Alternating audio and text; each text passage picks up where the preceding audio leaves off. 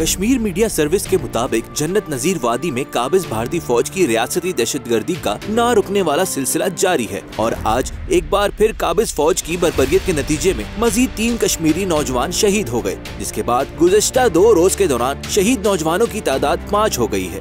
इससे कबल मकबूजा जम्मू कश्मीर के जिला पुंछ में दरारंदाजी करने वाले एक कमीशन ऑफिसर और 4 फौजियों को कश्मीरी मुजाहिदीन ने हलाक कर दिया था। ख्याल रहे रवा हफ्ते गासिब भारतीय फोर्सेज ने 2 असातिज़ा समेत 7 कश्मीरियों को शहीद कर दिया था, जिसके बाद पूरी वादी में इश्तिआल पैदा हो गया। इन वाक़यात के बाद भारतीय फौज ने 500 अफराद को जेर हिरासत ले लिया और मुहासरे की शिद्दत में इजाफा कर दिया। वाज़ेह रहे कि भारत कश्मीरियों को सिरनगू करने के लिए गुज़श्ता 73 बरसों के दौरान हर वहशियाना हथकंडा इस्तेमाल करता आया है, लेकिन वो अपने मज़मूम मकासद में नाकाम रहा है। कश्मीरी मजलूमीन का भारतीय जुल्म बर्बरियत का मर्दाना वार मुकाबला करते हुए मज़ाहिमत करना सुबह आज़ादी की नवीद है।